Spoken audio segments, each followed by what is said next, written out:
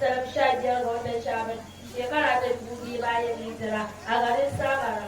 Imam Muhammad al-Mahdi alaihi salam ya kasance shi rayayye ne har zuwa yanzu. Sai dai yunkurin makiyar gidan manzon Allah da suka yi wani kashe shi. Sai Allah ya dauke shi ya koye shi yau da ake kira Gaibatul Kubra. Tun shekara ta 329 Allah ce bayyana da shi don tabbatar da gaskiya da kuma adalci. Azzala lahu ta'ala farda ushari.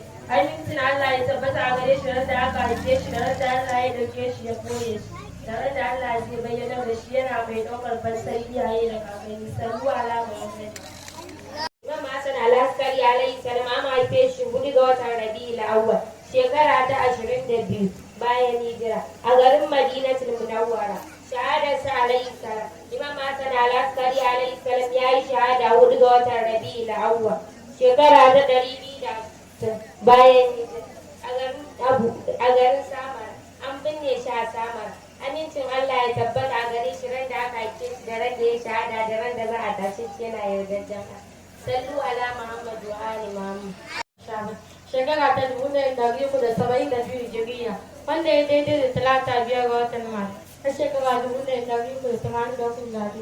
Ana sai ta zaka ta zaula gab da wujewar alfiji ko gidansa. Sai ta zaka ta zaula yana da mace daya. Ita ce malama Zinatuddin Ibrahim. Ita ce mahaifiyar duk ƴaƴansa wato daga gare ne zuwa ta samu. An haifi malama Zinatu ne ranar 14 ga watan Agusta shekara ta 1961. Zuriyarsa Allah ta'ala ya jira da sai ta fi zaula ta hanyar azurta shi da zuriya mai albarka ya haifi ƴaƴa guda 9 7 maza 2 mata.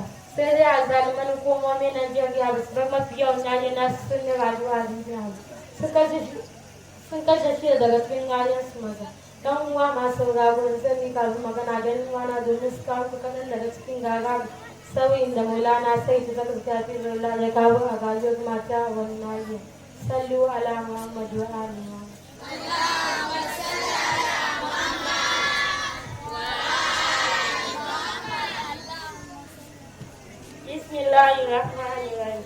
Sai sassake a tsaula mutum ne mai matukar tausaya mata bisa halin da suka samu kansu.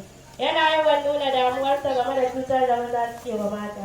Ko da yaushe yakan kira ga maza da su kyautata wa mata. Su daina cutar da su daina bautar da su. Su rinka musharaka da su a cikin ayyukansu na gida. Su kyautata musu su kuma shagwaba su.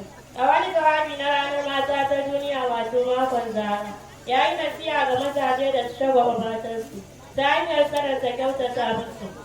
A cikin jawabin yana cewa maza, ku tsaya mata gwalagwalai na ado idan suna son motsa ku tsaya musu, in suna son wacce ku kai su, duk abin da suke so ku yi musu.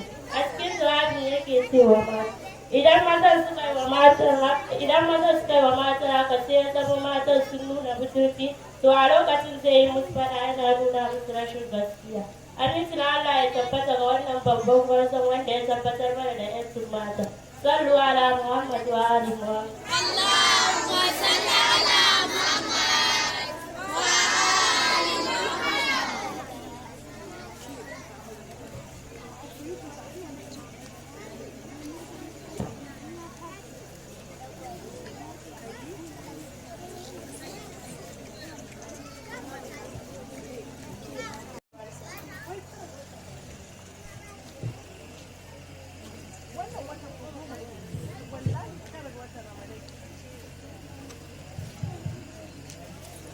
Bismillahirrahmanirrahim. Imam Muhammad al-Jawad alayhi salam haihuwarsa. Ana haifi Imam Muhammad al-Jawad alayhi salam 10 ga watan Rajab shekara ta 198 bayan hijira. Shahadarsa. Imam Muhammad al-Jawad alayhi salam ya yi shahada 9 ga watan Ramadan shekara ta 198 bayan hijira a garin Baghdad. An binne shi a Kazimiya. Amincin Allah ya tabbata a gare shi ran da aka haife shi, da ran da ya shahada, da ran da za a tashe shi yana yarda da Allah. Sallu ala